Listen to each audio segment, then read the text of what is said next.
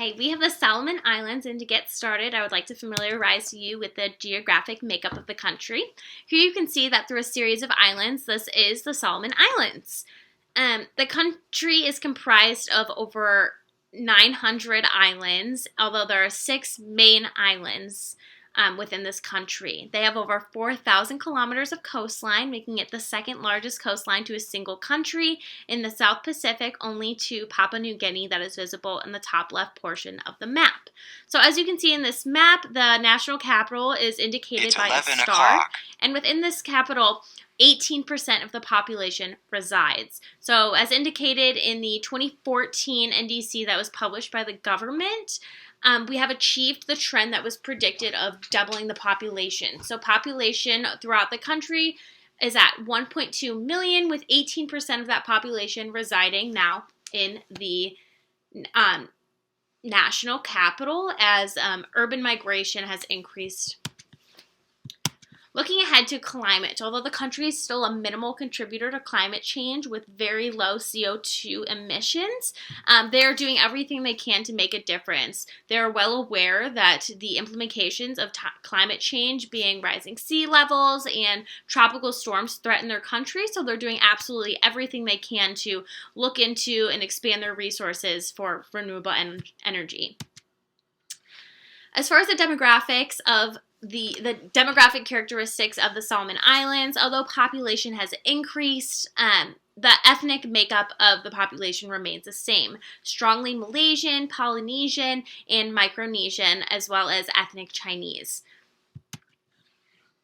Looking ahead to the economy, due to the geographical location of this country, they are strongly dependent on agriculture, fishing, forestry, everything that they can. And this is how these people make their livelihood. So it is very dependent, and there's a very strong relationship between climate and the economy in this region and our country specifically. Hello, my name is Jack, and I will be going over the mitigation status and context. Hello, my name is Jack, and I will be going over the mitigation status and context for the Solomon Islands as of December 2025. Our period for defining actions starts in 2030, and we have two 15-year periods, with our midpoint year being 2045 and our ending year being 2060. Our commitments are created assuming that we have an adequate amount of both national and international funding. International funding is very important because we have a very weak economy and are labeled as a least developed country and a small island developing state. Regardless, we do commit to reduce emissions by 20% below the 2025 level by 2045 and 50% below the 2025 level by 2060. But with adequate international support, we hope to increase this number from 20% to 30% by 2045 and 50% to 65% by 2060. The Solomon Islands are committing to reduce CO2 emissions by 15,000 tons of CO2 annually starting in 2030, and we hope to increase this number to 30,000 tons of CO2 annually by the year 2045 and 50,000 tons of CO2 annually by the year 2060. Fossil fuel use currently is at 85% of the total energy supply, and of our energy supply, 42% of it is used by transportation and 58% by electrical power. CO2 makes up a majority of our gases emitted.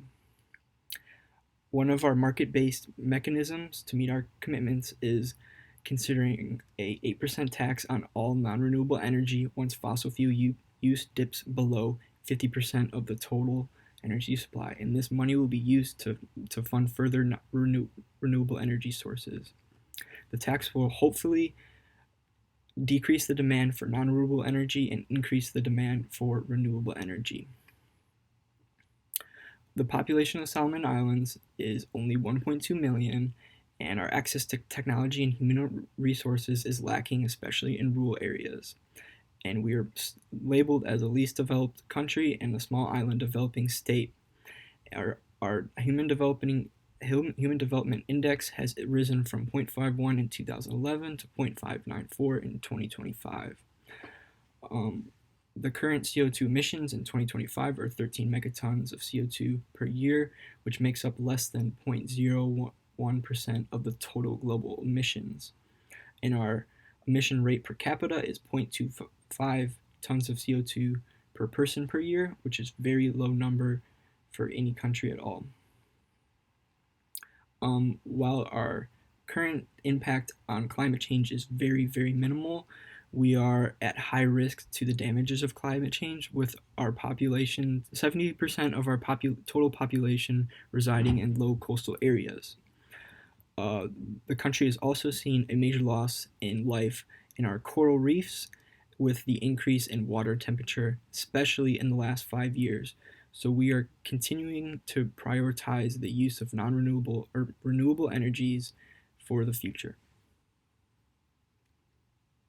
So the next part of the NDC is the mitigation status and context. And in the first part of this section, we talk about the three main sectors contributing to greenhouse gas emissions. And it's electricity generation, sea transport, and land transport. And within each of these sectors, we talk about the production capacities per energy source. And all of them basically share a very similar one, and it's around 92% to 8%, as you can see in the presentation, for fossil fuels and renewable energy, respectively. However, interestingly enough, for our NDC, it's a little different. In the future, we actually predict to be using less fossil fuels, as you can see, 86% versus the 92%, and a lot more renewable energy, 8% to 13.6%. Basically, another interesting thing we talk about inside this is the actions we're going to take. And the actions are very interesting because, first of all, the Tino hydropower has been enabled. Versus in the past, in the other NDC, when it was actually not built, in 2025, it will be finished. So it will actually change a lot of the mitigation and projected inventory in the future. And additionally, the GDP, the CO2 emissions, and the population total are all increasing. So that's going to change a lot of the numbers that you see inside the actions table. And it's predominantly increasing both the mitigation and the projected inventory.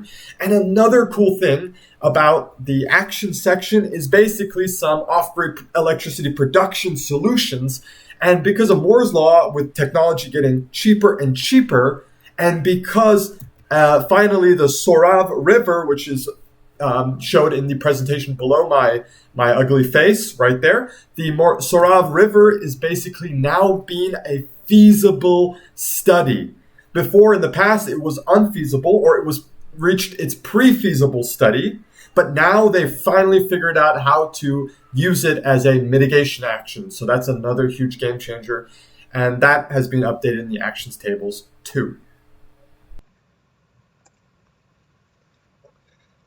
The last part is going to be adaptation.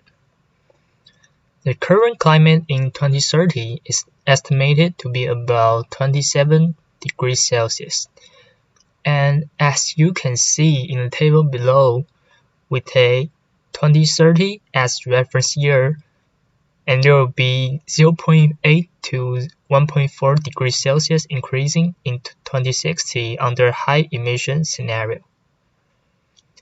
Next table shows that the sea level is going to rise 5 to 36 centimeters from 2030 to 2060 under high emission scenario. What we're sure about are that temperature and sea levels will continue to rise.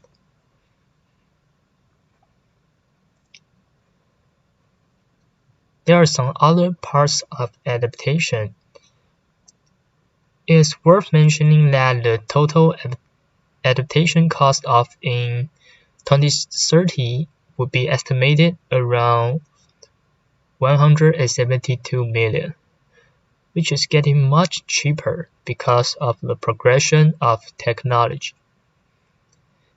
If the government needs to increase the fund, adding the tax for fuel or charging carbon levies must be good ideas.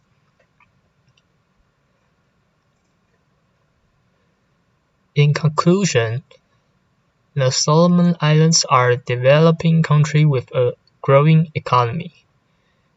Its shift towards renewable energy will be the driving force for its mitigation strategies in 2060. The Solomon Islands will become successful in dealing with climate change if the adaptation programs and mitigation measures are conducted properly.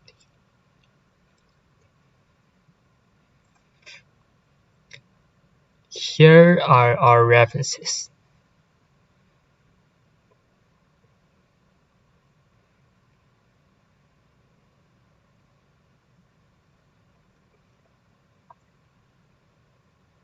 Thanks for watching.